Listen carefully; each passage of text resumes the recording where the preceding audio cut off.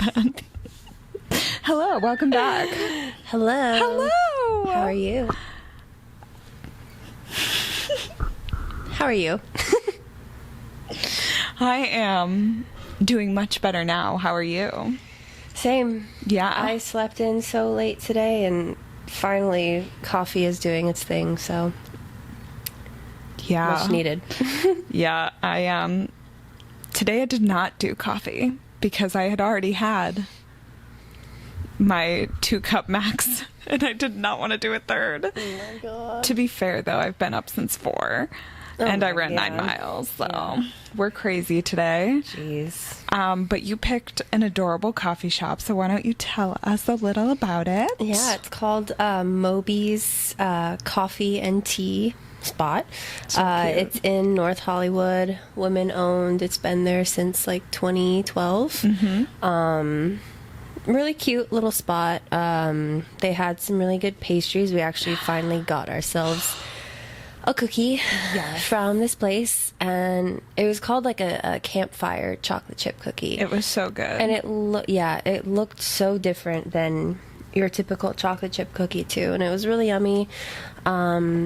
I really like the little names that they gave each of like the small, medium, and large drinks. So small was guppy, medium was trout, which is like your 14 ounce, I think. And then your 16 ounce, the biggest large, is called like a whaley. And it was just really cute and like based off of like Moby Dick and whatnot. I love that. Yeah. Yeah. I figured a little book themed coffee shop to Go with our book theme. Our new season. I know. Shit. It's our brand new season. Yeah. I'm so excited. I know I'm kind of proud of myself with going with the matcha because I feel like that is my spring court theme drink. And these chapters take place back in our lovely little spring court. Yeah. So I stayed slightly on brand today. Stayed with matcha. Yep. Yeah, I just got a normal latte, but they do like flavored ones. So I tried the toffee flavor, which I like. It's good. I like toffee. I haven't had toffee in a while, so that's good. It's a good mix. Wow. Yeah. Now that we're caffeinated, girl, this is gonna be. We need to go home. Wow. Okay, so now that we're caffeinated, let's jump right in. Yeah. Okay. The Court of Mist and Fury. Here we are, part 1. Prologue.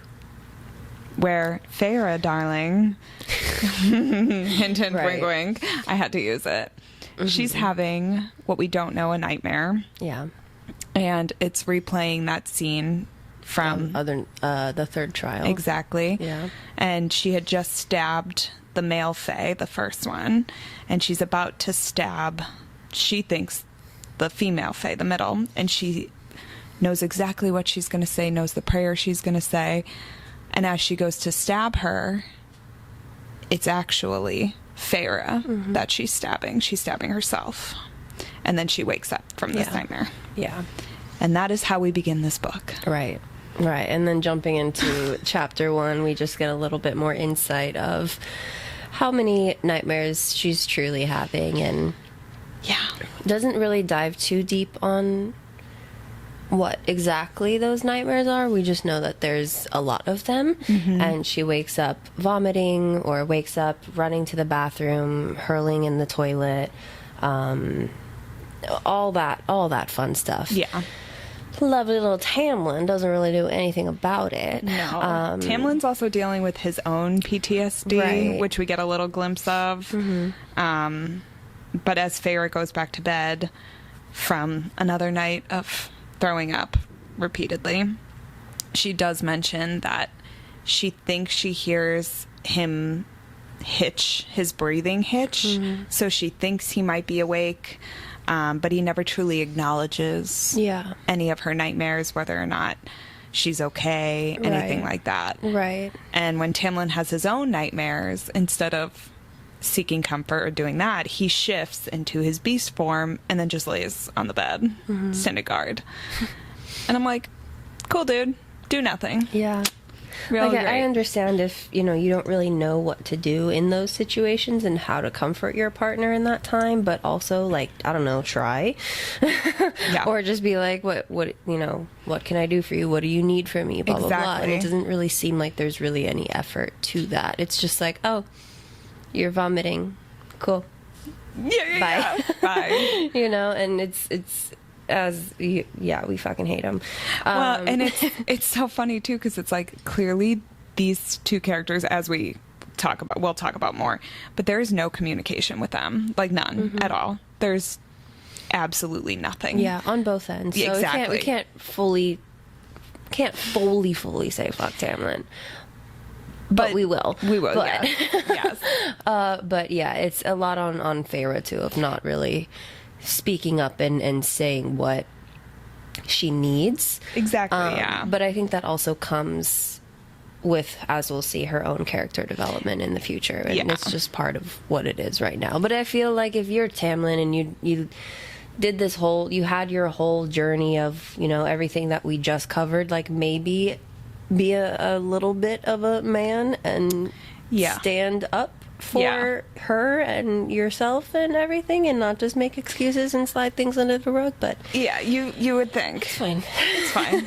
But on an interesting note, in this chapter, we get a look at Feyre's strength that she's now developed from her new Fey body. So she talks about how she is trying to, like, squeeze a fist, and how her hands, like, physically puncture her skin. She's bending forks. If she slams a door, the windows break. Like, clearly she doesn't know how to use her Fey body. Yeah, she's still adjusting. Yeah, exactly. To it. Yeah. So that was interesting to learn how big of an adjustment that's been for her. Right. And it never crossed my mind that would be something you have to learn. I was always like, well, that's just an inherent thing. Yeah. Like, when you turn a certain way, you that just just already be known. learn its way. Exactly. It's a whole nother thing you have to learn. And this is all 3 months after the whole Under the Mountain went down. So it's still fairly fresh. And definitely explains why she's still having the nightmares and everything like that. It's all still new. Yeah, it's all still new. Understandable, for sure. Exactly. And you feel for her, because it's between all that she went through in the trials, plus her new body, plus now being with a partner who is not being very supportive of all this. It's got to be hard. Yeah. And, like, he's not supportive to a extreme extent, because even the next day, when Feyre goes out to Lucien and Tamlin at the stables, she asks if she can come along with them to help rebuild, to do something, anything. And Tamlin immediately shuts her down. Yeah. And, like, this poor girl just wants to help. Yeah. She doesn't want to be locked inside. She just wants to go do something. Yeah, I mean, she was just a prisoner, so why would she want to continue to stay a prisoner? Yeah. And they said that they're hunting these creatures, and Feyre wants to know how these creatures even got in, if Amarantha's gone. And he said, well, they've been getting in this whole time, and they just need to hunt them down, and it's dangerous for her. And I'm like, dude, even when she was human. How do you think she survived? I know. I'm like, she could probably kick all of our asses. Let's be real here. But as she goes to put her hand on Tamlin's mare, his horse, we catch a glimpse of an engagement ring. Yeah. And we find out that 2 months ago, Tamlin proposed to Feyre in a meadow, and she said yes. And the wedding is in 2 weeks. Yeah. I think this moved very fast. Oh, yeah. All of a sudden, we're engaged. Yeah. We're getting married. It has been 3 months. Maybe 4 since they've known each other. Yeah. Like, you have your entire life. You are immortal now. Yeah. What are we doing? Right. At least communicate first. Or learn how to communicate. This seems like we're skipping a bunch of steps here, guys. Yeah. But anyways, she said it was the happiest moment of her life. Good for her. We also find out at this point that Lucien has been injured.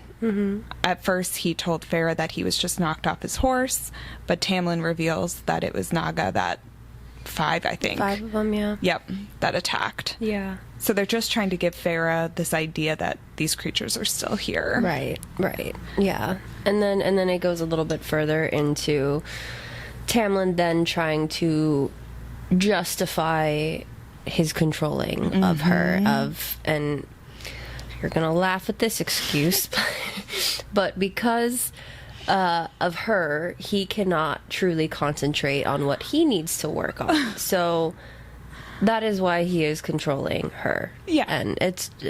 Yeah. Okay. Cool, dude. Really gaslight the girl, why don't you? Right. Because, like, yeah, tell her it's her fault that you can't focus. Yeah. Real classy. Mm-hmm. And then is the whole, like, oh, go paint. Go off and paint. Oh my go off and gosh. do this. It's like... And okay. She kind of gives up a little easy here. Right. She's like, okay, well, if you say no, I guess that's it. Actually, you used the guilt on me, so I guess now I'm not going to do it. Right. So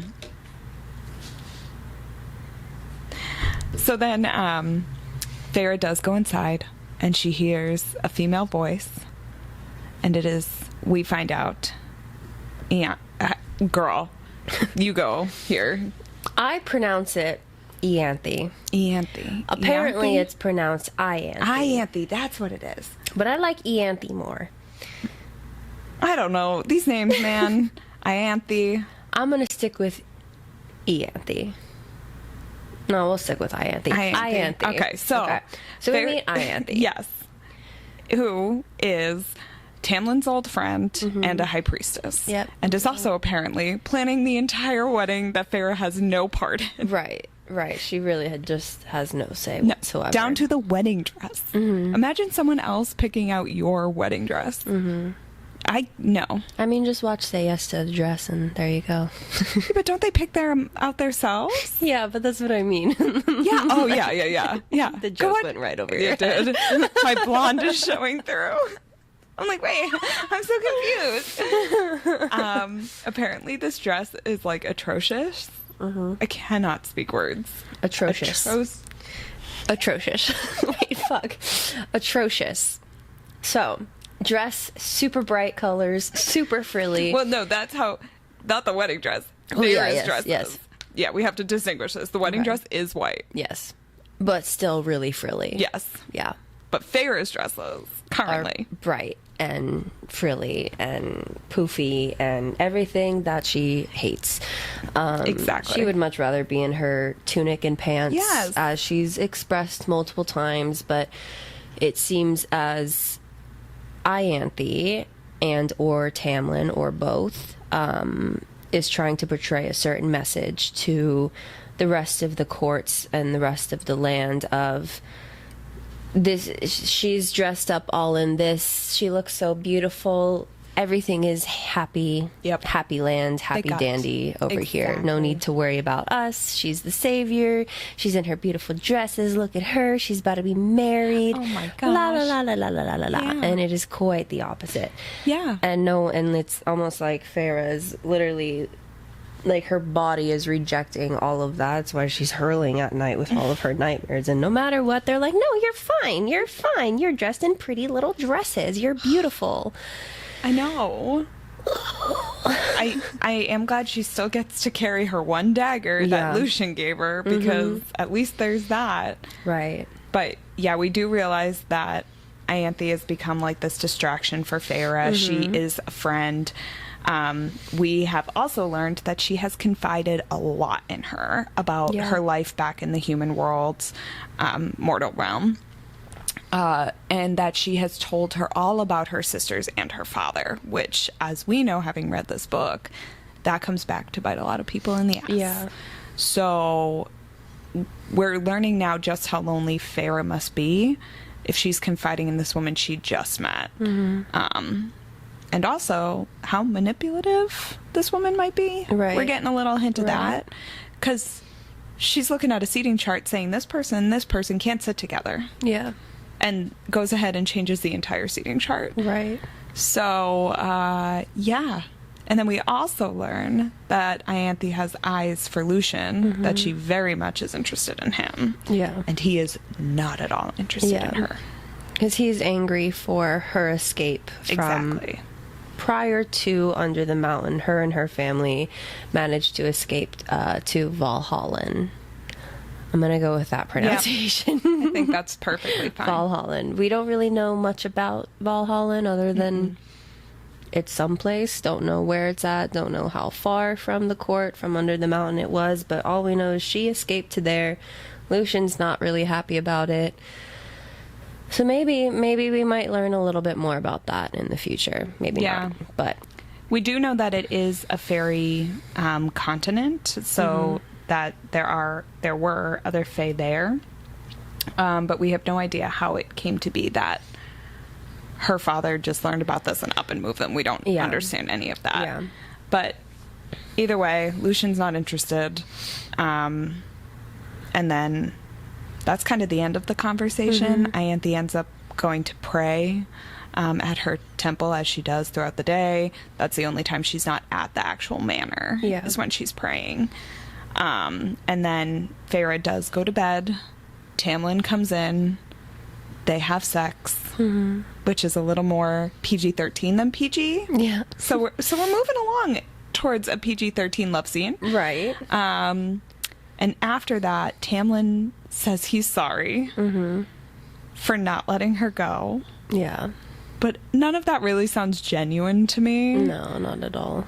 And clearly their relationship is more physical at this point than it is anything else. Yeah. Which, okay. But Feyre asks him what she's going to be called once they're married. She was like, am I going to be called High Lady? And Tamlin's like, no, there's no such thing. He does. Yeah. He says there's no such thing as High Lady.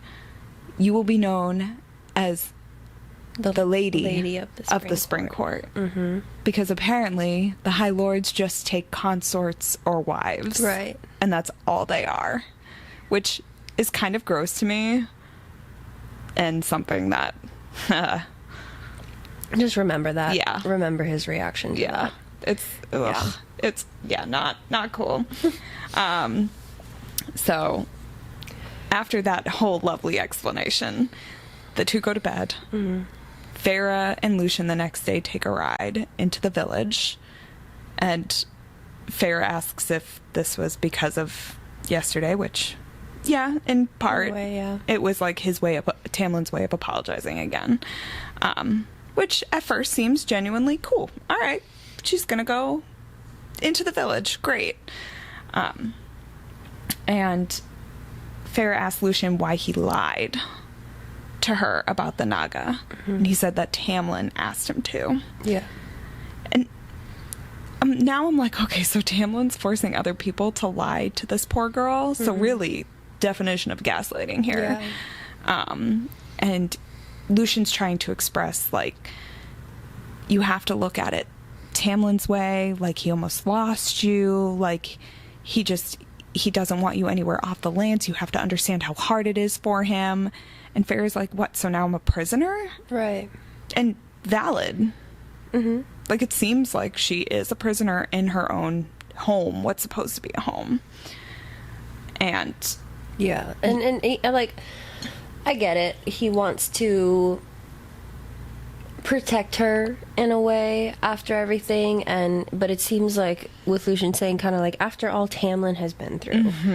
Well, what the fuck about Feyre? Yeah. Like, she's the one that actually, I don't know, saved everyone's fucking life, and no one's ever taking into account of her. Yeah. And you know, this is a very well-known pattern we know within her, stemming back, you know, in the human realm, and her parent, her family, and Nesta, and the dad, and everything.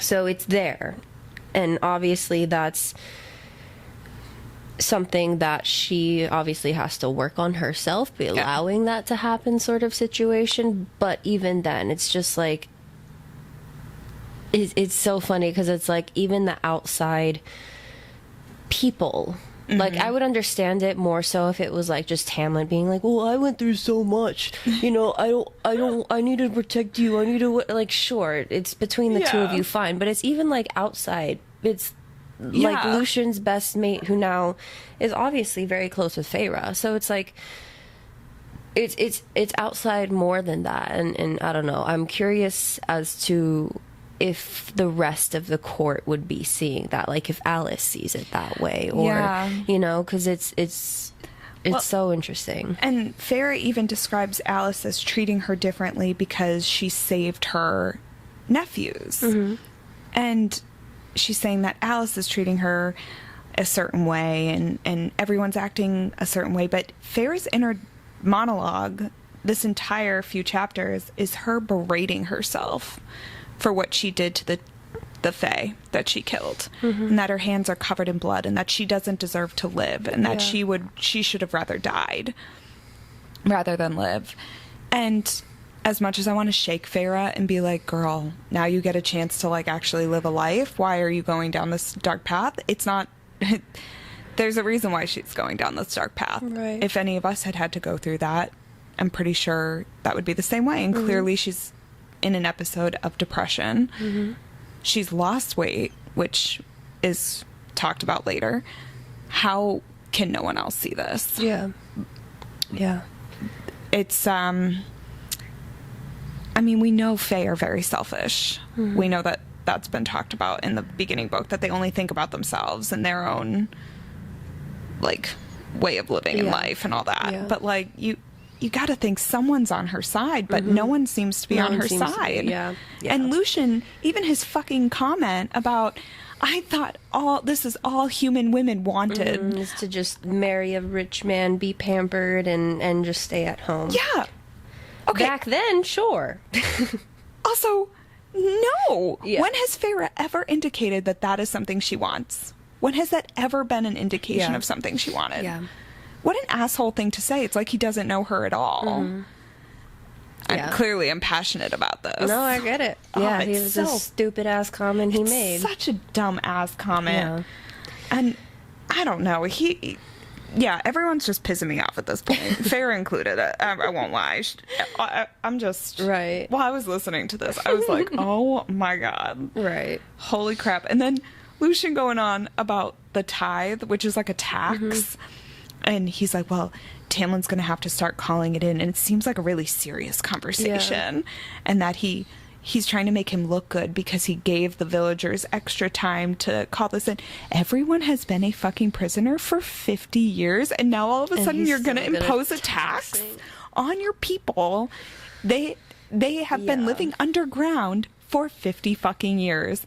You've given them extra time? Fuck you, dude. Like... no, I'm not cool with this.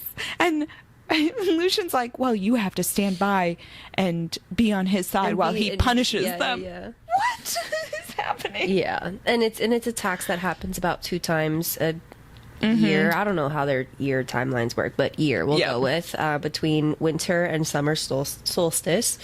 And it's basically what we do to pay taxes. It's just that version of that.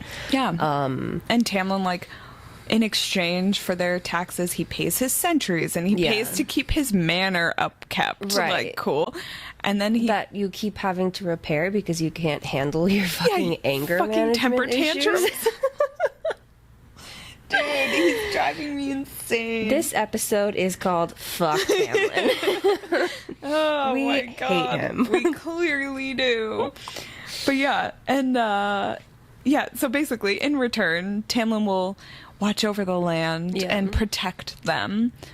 Cool, dude. Real cool. Right. So then we learn, they're still at the village at this point, and it's very obvious that the villagers don't need help and maybe more so don't want the help of their High Lord. So, well, it's not so much their High Lord, it's Feyre they don't want help from. Right.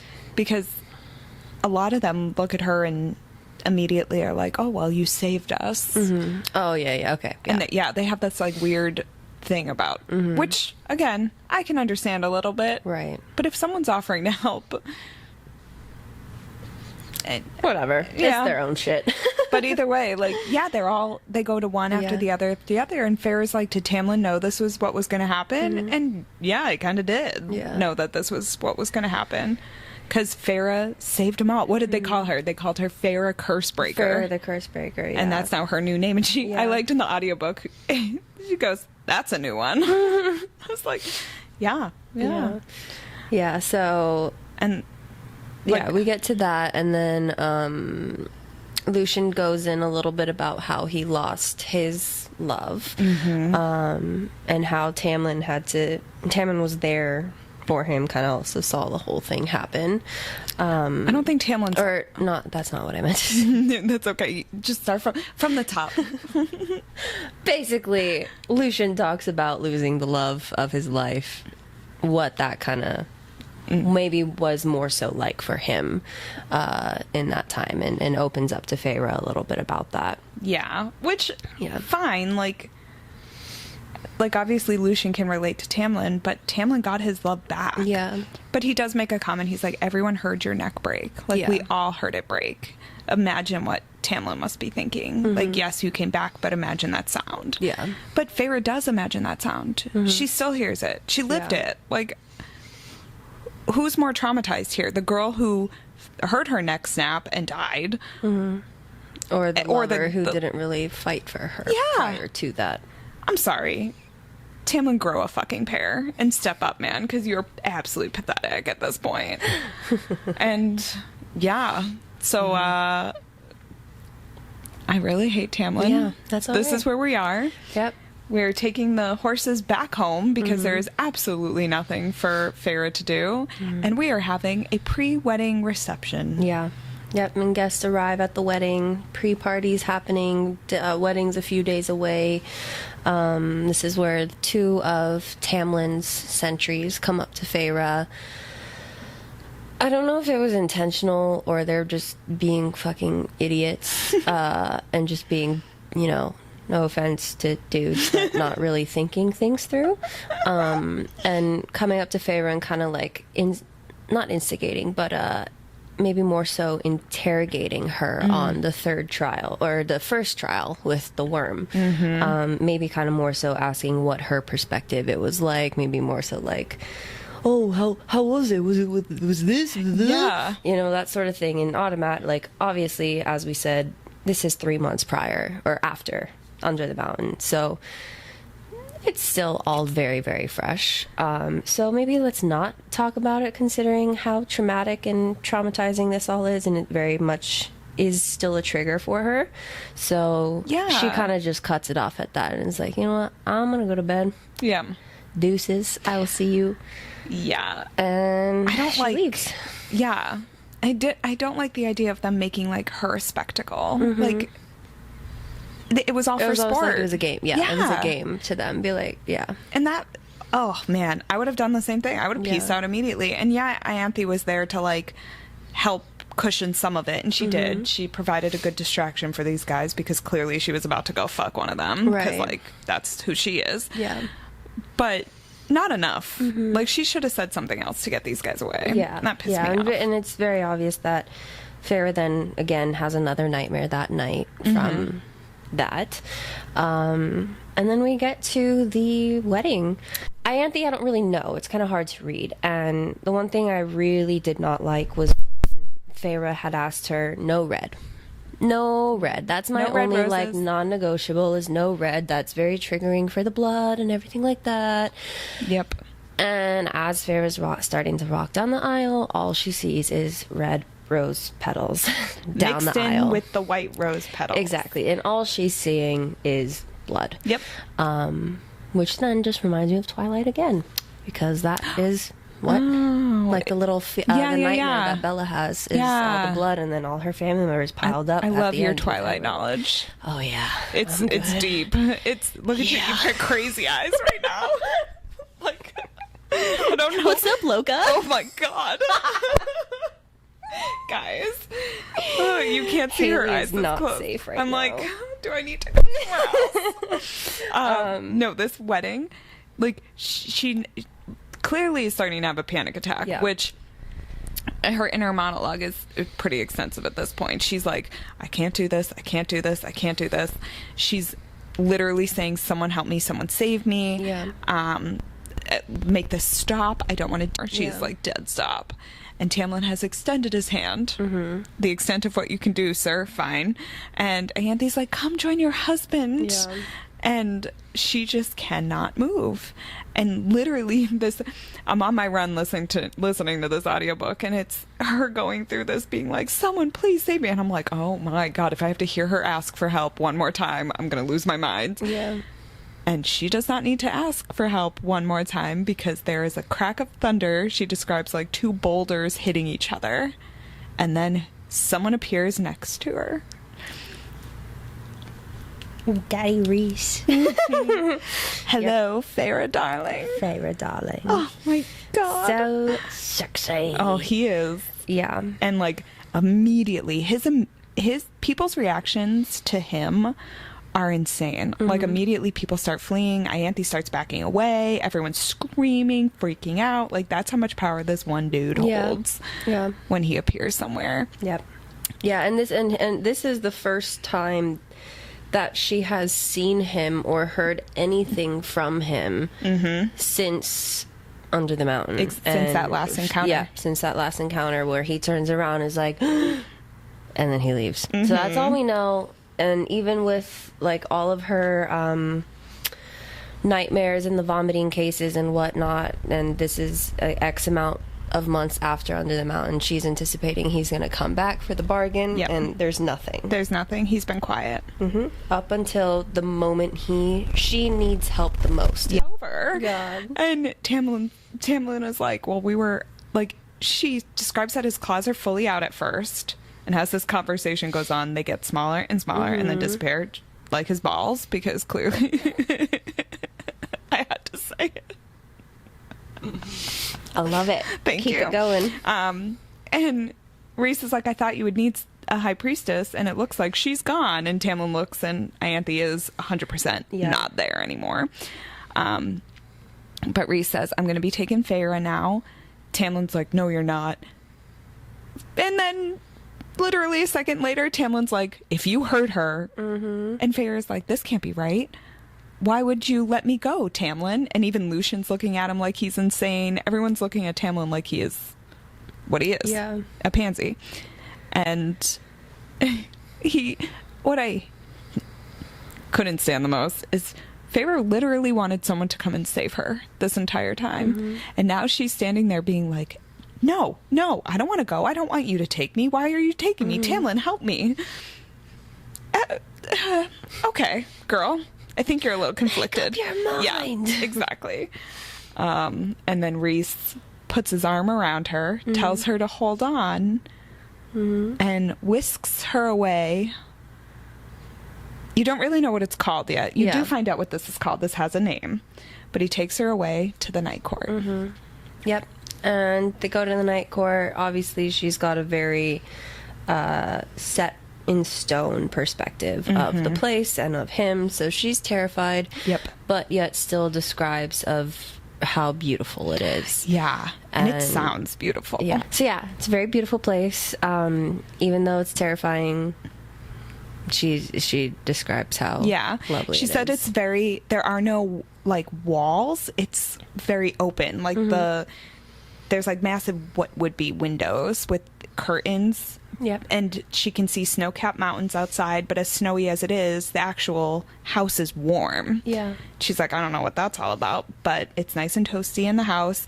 And Rhys turns around after they get there and he goes, you're welcome. And she's like, for what? And he was like, for helping, for showing up, for, and she's like, I never asked you to. And he was like, I could have sworn I heard you begging. She goes, I didn't say anything.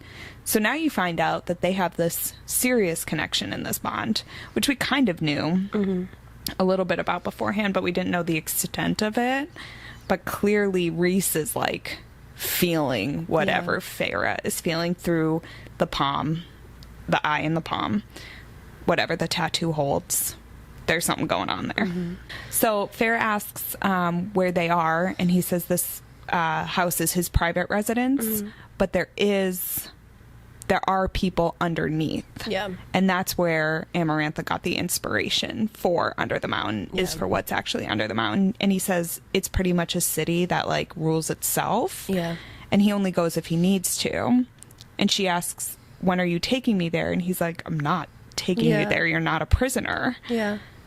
And this is the first time Farrah's like, oh, okay. Mm-hmm. And he's like, all right, well, we'll get started tomorrow morning. Yeah. And again, you're welcome or something. And he turns to walk away. And she goes, before I know it, I have a slipper in my hand and I'm throwing it at his head. And it hits him off the back of the head. And he turns around and he growls, which, okay.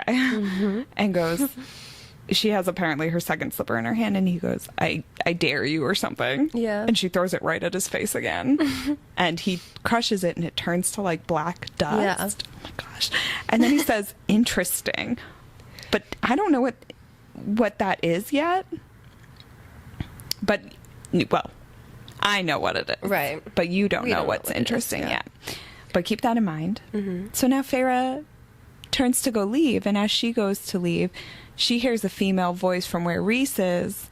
And all the voice says is, well, that went well. Reese snarls. Which now I really want to hear these growls and snarls and all these. Henry Cavill videos. Yes. That's all you need to do. Okay, that's what I'll do. But she turns and runs. She hightails it out and goes to her room. Yeah, where then she learns that her room is super big, super open. Beautiful. Fucking huge. Where then she is also introduced to like her own, like two like housemates almost. Yeah. Like her personal... I don't want to call them servants, but kind of like how Alice was to her, but now she gets two. The same two women who were under the mountain with her. Yep, exactly. Oh yeah, she. So now she's getting to know her kind of home for the next week. Kind of just, I feel like really taking in the beauty and a little bit of shock of all of it. And also the clothes, because they lay out clothes for her to wear the next morning, and it's like these gauzy pants that have like velvet bands at the bottom, and same with the top, but that shows like a slight midriff. But she does mention that it's loose enough to run in if she needs to leave, so clearly it's more comfortable than what she has been wearing. Right, exactly. But also sounds really pretty too. Yeah.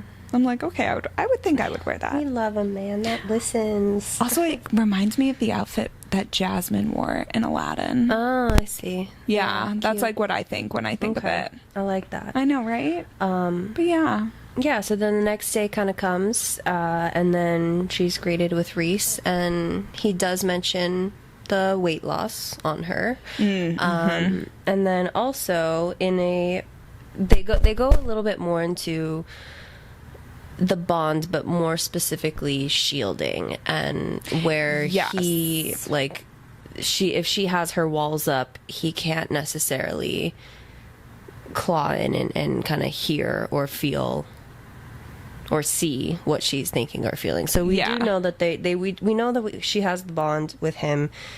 We know a little bit about that, but we also know that she can have some control as to what he can see, vice versa sort of situation. Yeah, because she does ask him, she's like, are you always listening to me? Because he keeps making a point to know, like, he makes a comment about how, does Tamlin know that you vomit every night or that you have all these nightmares? And she's like, how do you know this? Right. And he's like, because I feel freaking everything. Yeah. And then we also realize too that with the nightmares, she's like, but why are you listening? And he's like, because I want to make sure they're real or not, which I loved that comment. I thought that was really beautiful, because I'm like, yeah, like, you're checking in on her.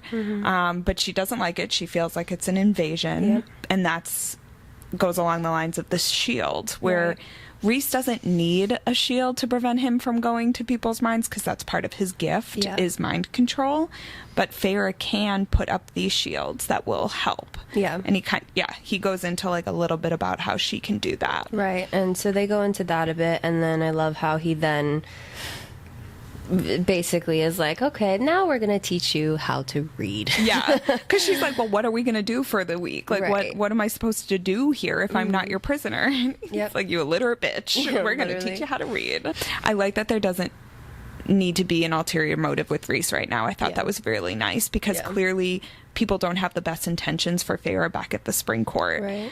And Farrah is putting all of herself into Ianthe and Tamlin and all that stuff. And she's like blindly following whatever these people are saying. Right. And it got me thinking, I was like, well, has there ever been a time that I've like put myself in a position where I've blindly trusted someone else's opinion?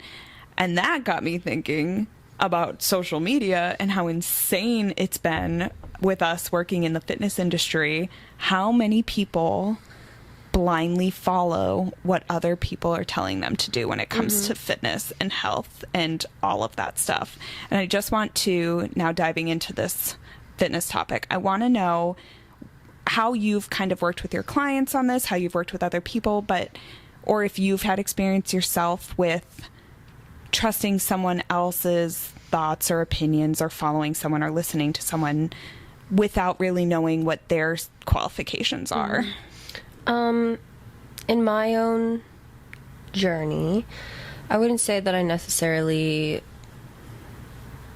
like followed along with what people were doing, and like fitness wasn't that big on social media. At least it wasn't for me. Like 5-6 years ago, so I didn't really have that sort of impact. Plus, the person who brought me into the gym, my partner, he knew what he was doing, so he would guide me in some certain areas. So I luckily didn't have that issue for myself. Now, when it comes to nowadays and whatnot, I feel like we've talked about this briefly before in other episodes, so I won't dive too deep. But one thing that I will say is, like, with clients, for example, who will come up to me like, hey, I saw this online, like, and they'll come and ask questions. What does this mean? Like, or do you agree with this? Do you blah, blah, blah, that sort of stuff.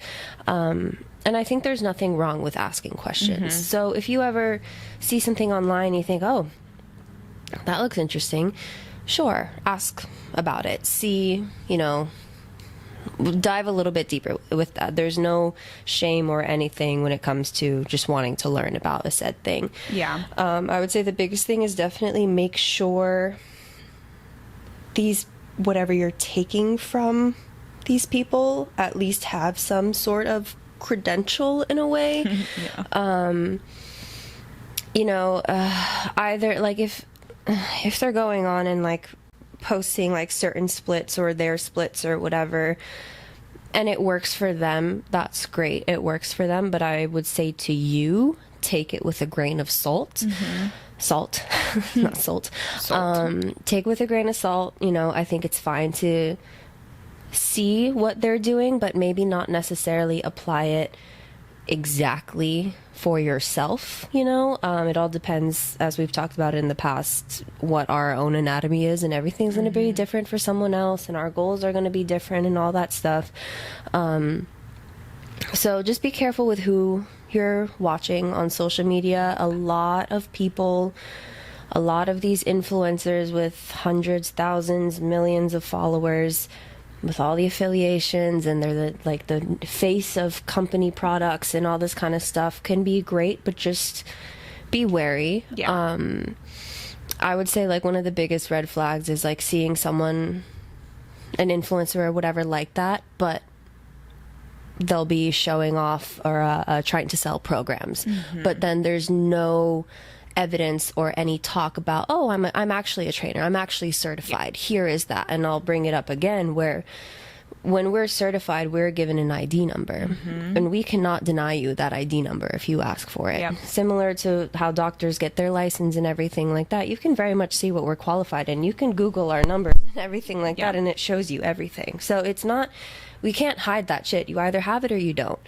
I think that there's a borderline between kind of, with workouts and posting it, and like all these influencers posting this kind of stuff, is like there's a borderline of definitely having good workouts and posting that and getting famous for that, for sure. But then I think sometimes that line gets walked on a little bit too much. Yep. So like there are some accounts out there of you know, very qualified people, even scientists, who go ahead and they'll do their reviews on workouts of, you know, these influencers and whatnot. I like watching those because I'll have my own opinions about certain things, and then I'll go see their opinion who are much more qualified than what I am. And then I'll be like, okay, I trust you. I have a certain handful of people that I follow that I trust with everything, that I will like send off like, hey, if my client asks for something, hey, actually listen to these things that this person says. Just, it's good to know these certain things, whatnot. One other thing too is when it comes to any movements that you may see being posted online that look silly, that look like you would be seeing that in the gym, you're like, what the fuck are they doing? That looks really fucking stupid. I get it, but also maybe drop your ego a little bit and just kind of be like, oh, what is that? Not what the fuck is he doing? More of like, oh, I wonder what that does. Because there can be there can be PT based movements that you then use for hypertrophy or strength gain or anything like that. The beautiful thing about fitness is there's so many different things and variations and so many different everything that you can just that work, you know? And it's, yes, we say stick to the staples, your squat, deadlift, hinge, blah, blah, blah, blah, blah. But there's so much more to that. So it's not just A list here. There's B list, C list, D list, and if it works, it works. You know, it's not all that. You know, like always be open to learning, open to curiosity. If someone's doing something weird in the gym that you're like, what the fuck? You can go up to them, hey, what does that do? They might actually know what the fuck they're doing. And they'd be like, oh, actually, this is for this, this is for this. And then look, you learn something new, maybe have made a new friend at the gym or a familiar face or what. And there you go. Now you have a whole new doorway open to you. So I think definitely keeping an open mind with that. And I've had that experience with clients in the past where they'll come to me and be like, oh, I saw this one guy doing this. It's so fucking weird, blah, blah. And I'm like, I get it. Calm down. It's all right. Ask questions. So 100%. I know. It's always interesting. My journey into fitness was, we've talked about it before, but it was through a friend. And I did kind of blindly follow what he gave me. Granted, he was in military school at the time, so he had a very strict program. So I did trust him with the programming, but I knew nothing. So I went in being like, dude, tell me. And yes, I will blindly follow you. But the thing was, as I was working out with him, I saw the results and I felt really strong. I watched, people even came up to me when I was doing the routine when I first moved here because I kept doing it. They were even like, oh, your splits look great. Like, where did you get this workout? And I was like, oh, my buddy programmed it for me a couple years ago and then I didn't do it, but now I'm doing it again. And it was great. Like, it worked for me. And then my sister got really into fitness and she was like, oh, you should go on this app, bodybuilding, I think it was the app.